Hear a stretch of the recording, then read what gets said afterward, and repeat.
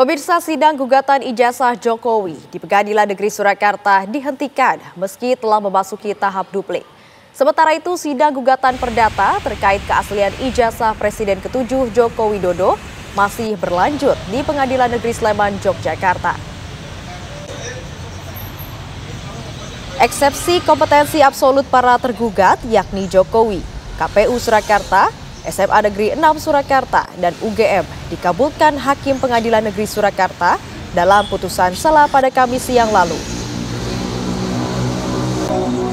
Dalam amar putusannya, Hakim Putu Haryadi selaku Ketua Hakim menyatakan Pengadilan Negeri tidak berwenang mengadili perkara ini.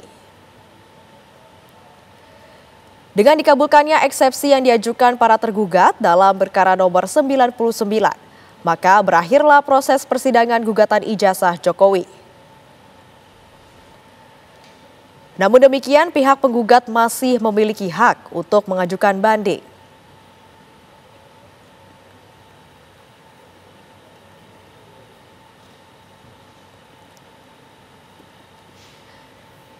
Sementara itu, sidang gugatan perdata terkait keaslian ijazah Presiden ke-7 Joko Widodo masih berlanjut di Pengadilan Negeri Sleman, Yogyakarta. Pada Selasa lalu, sidang berlangsung melalui aplikasi e-court.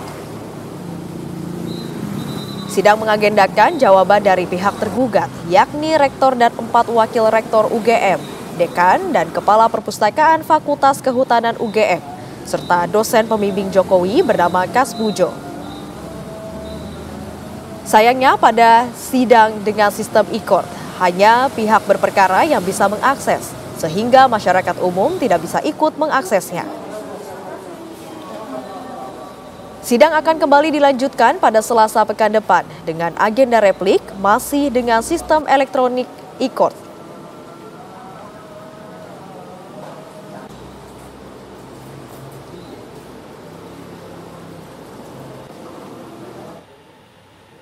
Polda Metro Jaya mengumumkan kasus tudingan ijazah palsu Jokowi naik ke tahap penyidikan. Ada unsur pidana yang ditemukan oleh pihak penyidik. Kasus tudingan ijazah palsu Presiden ke-7 Republik Indonesia Joko Widodo memasuki babak baru.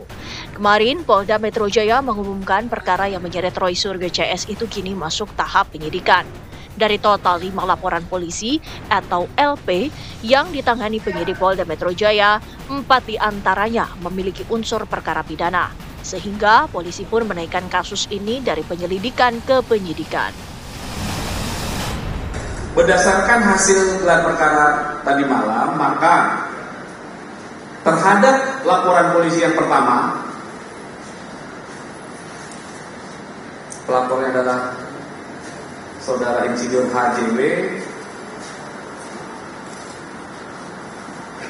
Dalam proses penyelidikan yang sudah dilakukan, dalam gelar perkara disimpulkan, ditemukan ya, hasil penyelidikan sudah ditemukan dugaan peristiwa pidana sehingga perkaranya ditingkatkan ke tahap penyidikan.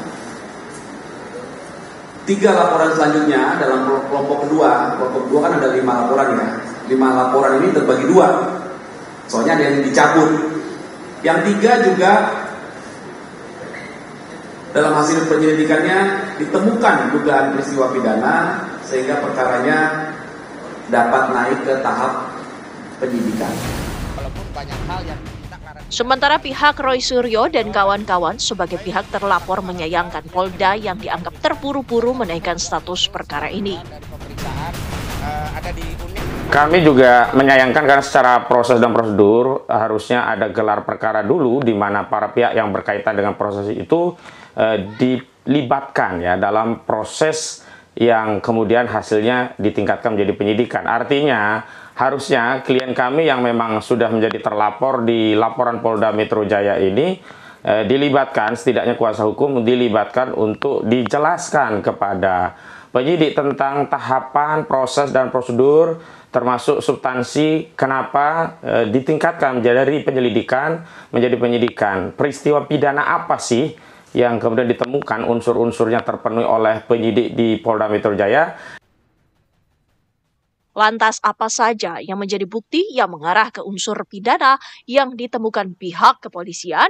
Dengan naiknya status tudingan palsu ijazah Jokowi ini, apakah Roy Suryo dan kawan-kawan sebagai pihak terlapor akan berada di jeruji besi?